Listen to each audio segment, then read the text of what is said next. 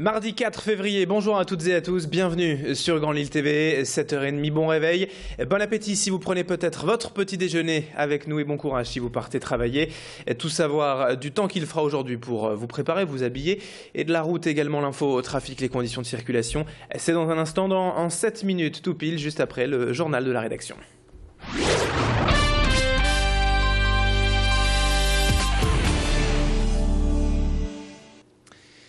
Et à la une de cette édition, tout d'abord, en ce mardi matin, on signale la disparition inquiétante d'une adolescente ce week-end à Lille. Manon Wall, 16 ans, n'a plus donné de nouvelles depuis samedi matin. Cette habitante de la Gorgue a été vue pour la dernière fois par les caméras de vidéosurveillance de la station de métro Cormontaigne à Lille. Elle est blonde, aux yeux bleus, elle mesure environ 1m70 et samedi, Manon portait un fuseau noir, un pull blanc et une doudoune noire. 2 numéros de téléphone, voyez, sont à votre disposition, notamment celui de la gendarmerie, 03 28 48 84 05. L'actualité à la une cette semaine dans la région, c'est aussi l'Enduropal du Touquet ce week-end, l'un des événements sportifs du début d'année dans le Nord-Pas-de-Calais, tout simplement la plus grande course de moto du monde. Et bien sûr, plusieurs dizaines de Lillois seront au départ dimanche, des pilotes amateurs qui se préparent toute l'année pour cette course. On les appelle les Poireaux. Et Vincent, 23 ans, étudiant en comptabilité à Lille, est l'un d'entre eux. Il est passionné de motocross depuis tout petit et ce sera sa deuxième participation cette année. Il espère faire mieux que sa 200e place l'an passé. Alors pour cela, il s'est préparé et entraîné tous les week-ends dans la région, notamment à Lone Plage, pour faire bonne figure. On lui souhaite bien sûr bonne chance, bon courage pour cette course. Tanguy Licluse est allé à sa rencontre. Ce qui me plaît avant tout, c'est déjà une discipline dans le sable. C'est vraiment une particularité en moto sur un type de terrain que j'apprécie et l'événement qui rassemble plus de 1000 motards. C'est vraiment un challenge pour moi et un défi de participer à cet événement. C'est vrai que j'aimerais arriver à rentrer dans les 100 premiers cette année, donc je me suis entraîné, j'ai fait une meilleure préparation, j'espère que ça paiera le jour de la course. Voilà une initiative qui a déjà fait de nombreuses émules dans la région. Le pacte Énergie Solidarité a été lancé il y a tout juste un an et permet aux ménages les plus modestes d'isoler leur comble perdu pour seulement 1 €. Dans une maison, 25% de la chaleur est perdue et s'échappe par la toiture quand il n'y a pas d'isolation. C'est donc essentiel pour faire des économies et dans le même temps pour retrouver jusqu'à 3 ou 4 degrés de plus simplement dans la maison. La technique utilisée est celle du soufflage par laine minérale. Cela prend juste quelques minutes. C'est ce qu'il y a de plus simple et de plus efficace.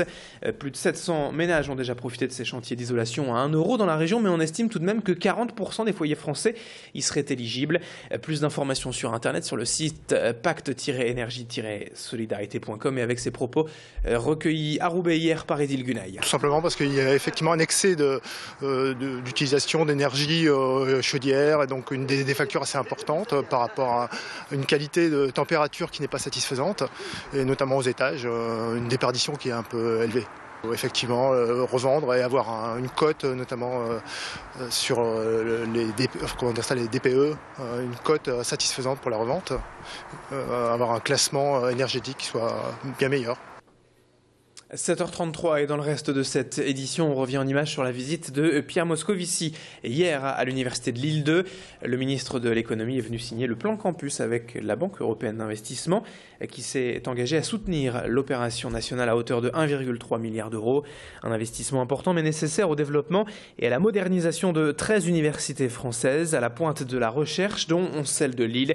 110 millions € seront ainsi attribués au campus Grand Lille qui sera structuré en 7 pôles scientifiques et de recherche. Le plan campus doit servir à construire notamment des logements, des bibliothèques et des learning centers. Explication complémentaire avec le ministre Pierre Moscovici hier à Lille au micro de Macha Grunessen accompagné de Baptiste Mal. Si nous avons plus de projets, nous aurons plus d'argent. Et à l'inverse, pour pouvoir avoir plus d'argent, il faut plus de projets. Et donc, s'agissant du projet lillois, dès qu'il sera abouti, il y a une disponibilité de la BEI. Il n'y a pas de fermeture. C'est pas un guichet avec une enveloppe.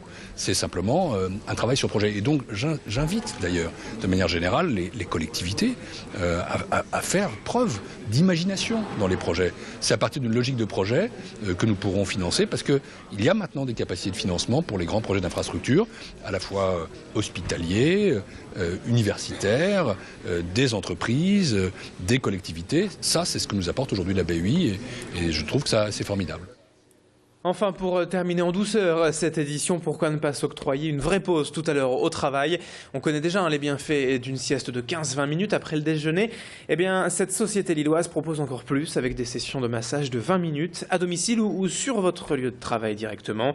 Catherine Rugbusch pratique la réflexologie plantaire, le massage crânien et le hamma assis, une technique de massage japonais. Le tout pour une véritable pause zen, un retour au calme et un moment de bien-être pour chasser le stress. Dans les prochains mois, Catherine espère même mieux se développer et proposer encore d'autres prestations.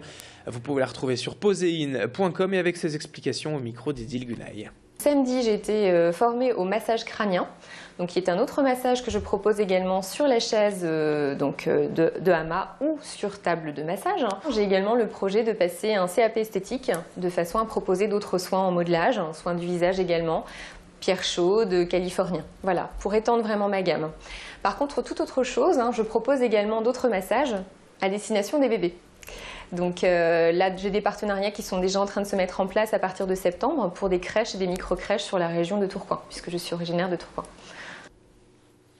7h36 en direct sur Grand Lille TV en ce mardi 4 février, c'est la fin de ce journal. Mais on se retrouve pour les prévisions météo du jour dans un instant avec du soleil prévu aujourd'hui.